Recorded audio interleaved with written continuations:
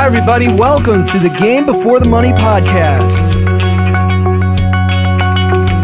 This episode, we examine a call between President Nixon and Hall of Fame coach George Allen.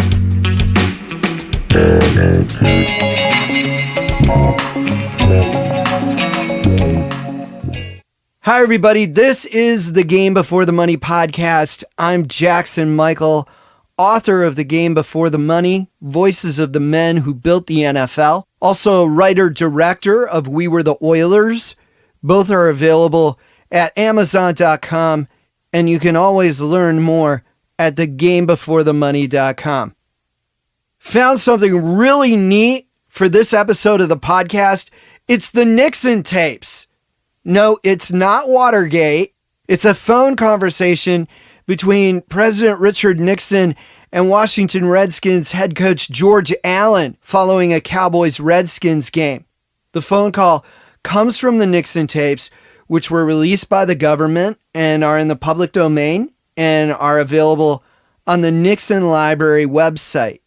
A lot of neat things in this conversation that took place in October of 1972, shortly before the 1972 presidential election. And back in the day, when home games were sometimes blacked out in the home markets, so President Nixon will explain how he was able to watch the game on television, and his description will bring a lot of you back to the days of analog television, and he'll also give the reason why he didn't attend the game, although he apparently was welcome to do so. At various points, I'll pause the conversation to give some background info on what Coach Allen and the president are about to discuss. And I've edited a few parts out, but you can hear the entire phone call on the Nixon Library website, filed under tape 32-007. Most of you football history majors out there will know that Nixon and George Allen were good friends. Most people, however, think that they got to know each other during Allen's stint in Washington, but the truth is their friendship started in the 1950s when Allen coached at Nixon's alma mater, Whittier College. Now, Nixon later went to law school at Duke, and that's something just to note as you listen to the conversation about the game. And giving some background info about the game was played on October 22nd, 1972 at RFK Stadium in Washington. Both the Cowboys and Redskins had 4-1 records coming in, and this was a battle for first place in the NFC East. The Cowboys jumped out to a 20-7 lead in the third quarter, but Sonny Jurgensen brought the home team back with some help from the over-the-hill gang defense and an outstanding day by running back Larry Brown, who was the NFL's MVP that season. And this game is a good example of his outstanding year, as he had 95 yards rushing, 100 yards receiving, and 2 touchdowns. After the game, Dallas head coach Tom Landry told reporters that his team just didn't make the big plays on that day. Allen told reporters that his players just kept, quote, fighting, hitting, and scrapping. Now, it's no secret that President Nixon was both a college and pro football fan. This call is a fun listen, and you'll learn a lot about Nixon's knowledge of the game. And one of the first things we learn is that even the President of the United States gets upset at the referees sometimes. Hello? Mr. Allen. Mr. President? Well, I suppose the whole town has been toasting you, but I waited a little while to let you know you didn't need me today, but I watched it on television. I had a special wire in here to the White House and got to see it. Geez, wasn't it some game?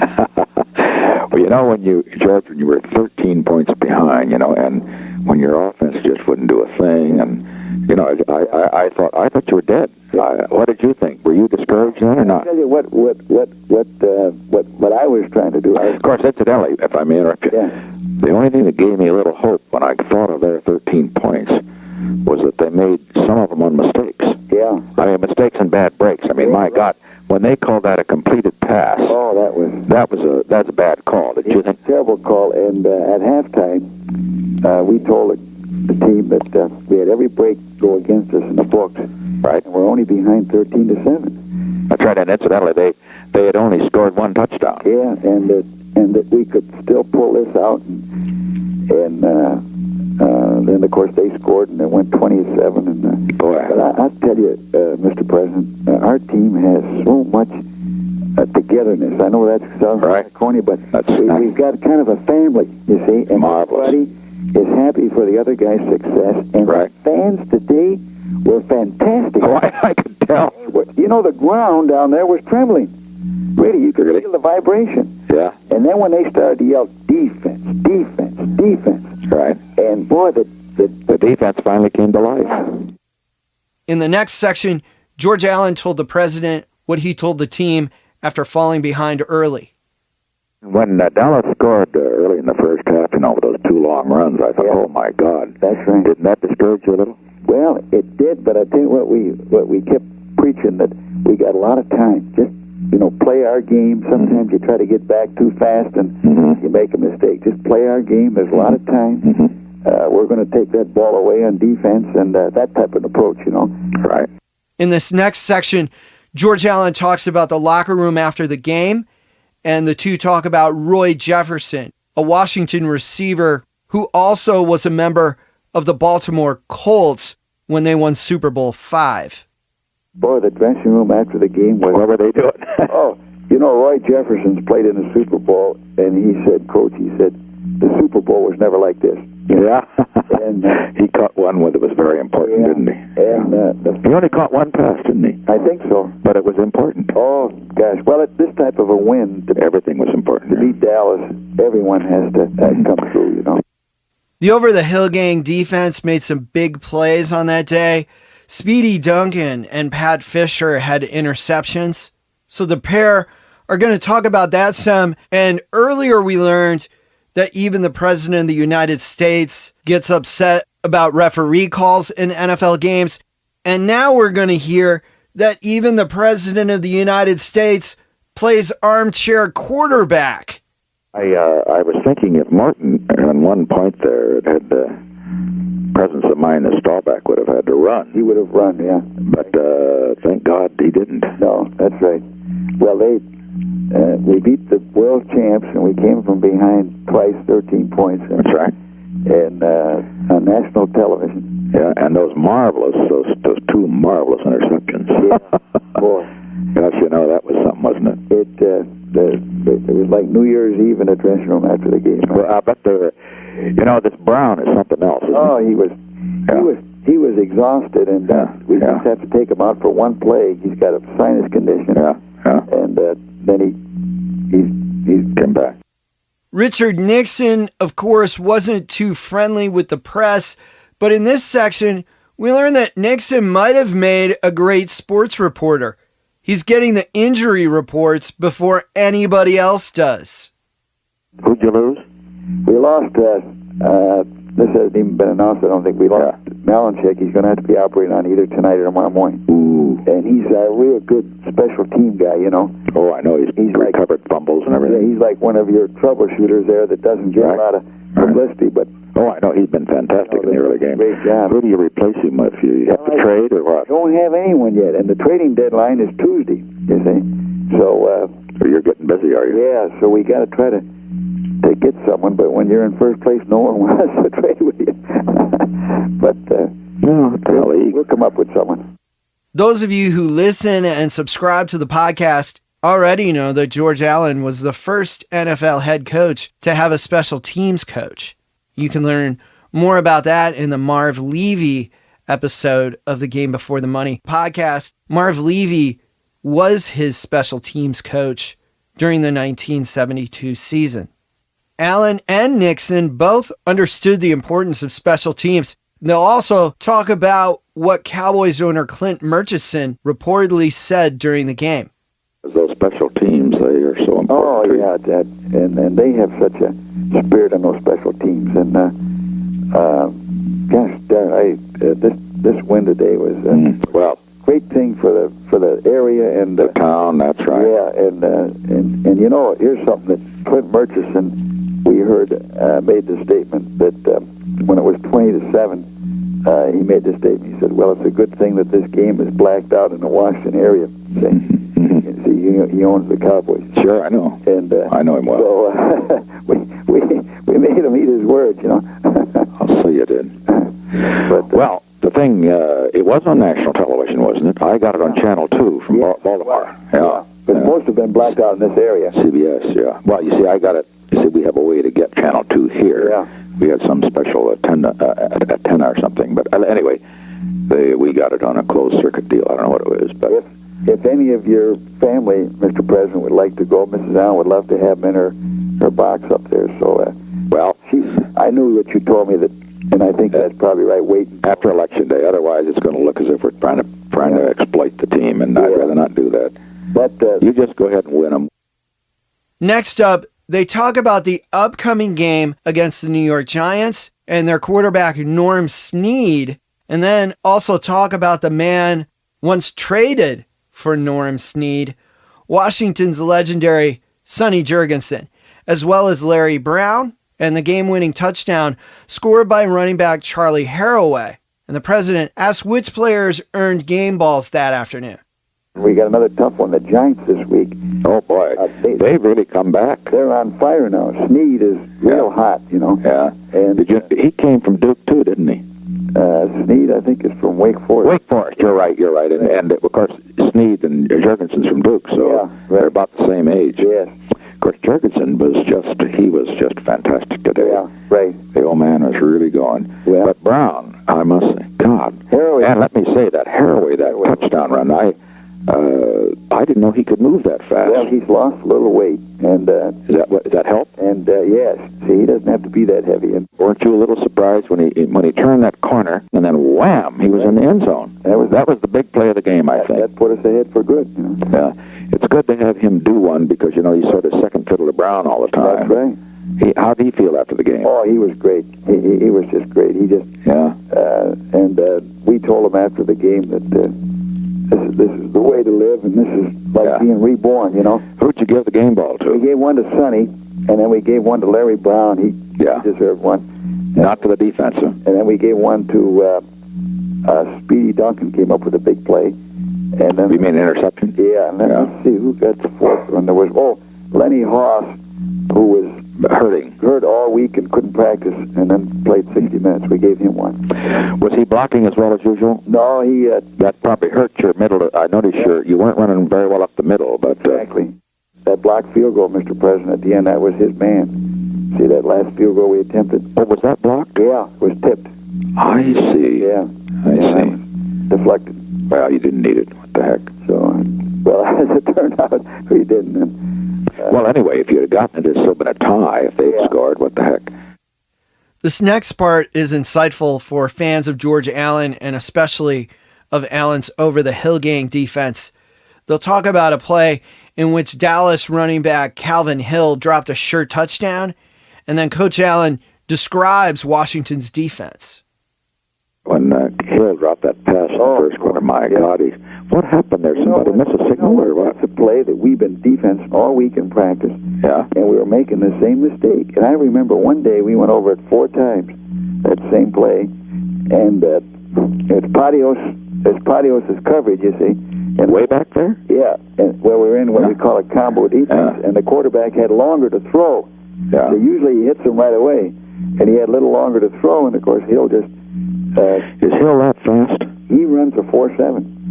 He's quite an athlete. Very fast. Oh, yeah, I know he is. Yeah, and but well, it was a great game between two very fine teams. I mean, you play next week, you may lose. That's right. That's right. But I must say, if you had to win one, you want to win the first one, right? Yeah. Well, this is important because I thought we had to beat him before Staubach gets back. Yeah, because he'll make it tougher. And coming up here, the two leaders talk about what's next on the schedule for both teams. And to clear up some potential confusion, when Nixon talks about Landry, he means Greg Landry, the Lions quarterback, rather than Tom Landry, the Cowboys head coach. They also discuss Washington's 2 quarterbacks, Hall of Famer Sonny Jurgensen and Billy Kilmer. And it's important to know here, Jurgensen had suffered a devastating injury the previous season, and Billy Kilmer had filled in at quarterback. How about the Giants next week? They're going to be tough. They're going to be tough, but will your fellows be up or down? We got to get them up. We just now that we're in the driver's seat, we can't let down. All right. And who does Dallas play next week? They play. I think they play Detroit.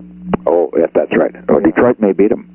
Boy, that Detroit you played him earlier, but that Landry, he's tough, strong, runs well, right, and they have a terrific defense. Yeah.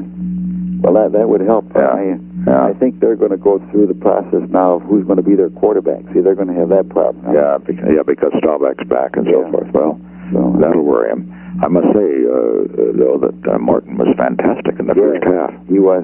But then Jurgie began to come through, and he didn't have any interceptions, did he? No, we got 2 and sacked Morton 3 times. So, yeah. Was Jurgie? He was sacked just once. Once, and I thought he was hurt then. But he got his face cut a little bit, but he's okay. I think for what he went through last year and this year, he's going to be a better man. Because of it. How's his attitude? Great. How's Kilmer's attitude? Great attitude. Yeah, he understands it. Yeah, great. And of course, it's good you have him because if Jurgie's been hurt, you could have put Kilmer in there and you wouldn't have lost much. Because Kilmer has a certain balance that the other fellow doesn't have. Exactly. Don't you agree? Exactly. I mean, if you want to play a sure game, you better take Kilmer. But on the other hand, he can't make sometimes the very big plays. No.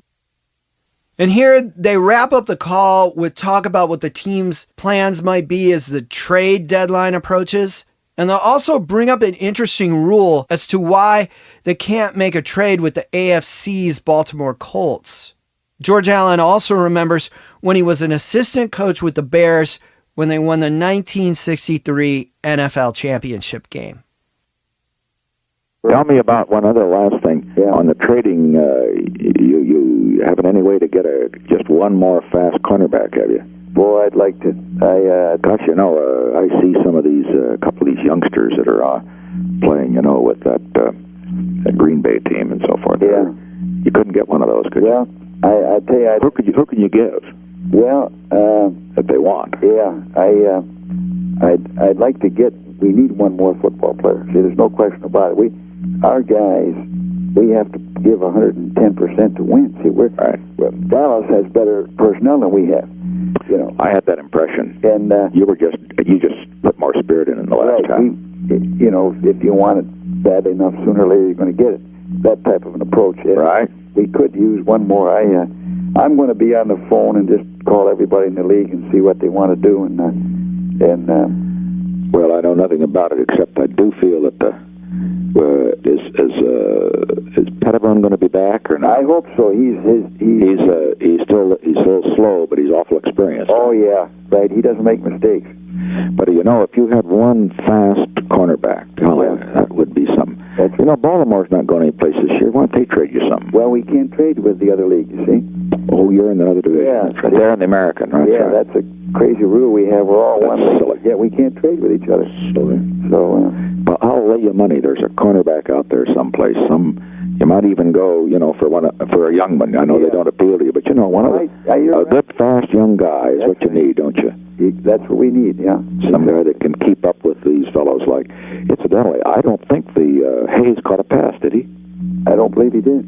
Just think of that. He caught one again. And Lance Alworth, he had one down there, but it was out of bounds. Out of bounds. Yeah. And he's a great one. Yes, he is. He's a great one. Yeah. But when you stop to think, they have Hayes, they have Alworth, and then they have these Sellers, who's fantastic. Right. And how you could stop these guys or something. Well, I'd just live it up and at the present time and have a glass of milk and go to bed. But no more. We have so much to be thankful for, and sure. And but what happened? I didn't get to. I had to go take a few calls on it. But right after the game, did the crowd go wild? Oh, they went. The crowd was fantastic. When we won the World Championship when I was with the Bears, and the Bears crowd are deep rooted. They're old. Oh, I know. And they weren't like this crowd today. Right. Of course, it was cold that day. It was around 10 above zero. What did the crowd do? Did they come on the field and everything? Oh, they came on the field and they just cheering when you're going through the dugout there, just standing ovation. We had, everybody standing up and giving you an ovation. And great. And great. I think the crowd today was worth a field goal. So, right. And as I say, I'll come around when you need me. You don't need me yet. Well, you got to take New York by yourself because I got a campaign next week. Okay. You handle New York, and you handle the campaigning. I'll try to handle Dallas next time. How's that? Fair deal? That's a deal. Okay. Mr. President. Bye. Say hello to your family. Sonny Jurgensen would suffer a season-ending Achilles injury against the Giants. He describes that injury in the book, The Game Before the Money. Washington still won that game and finished the year with Billy Kilmer at quarterback. They defeated the Packers in the NFC divisional playoffs and the Cowboys in the NFC championship game before falling to the undefeated Dolphins in Super Bowl VII. President Nixon, of course, won the 1972 presidential election, and what happened next is beyond the scope of this program.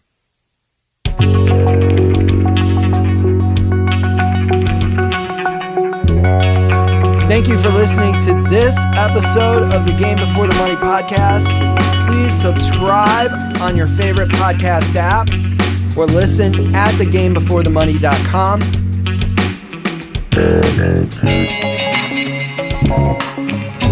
Next week, I'll have a feature on the legendary Dick Night Train Lane.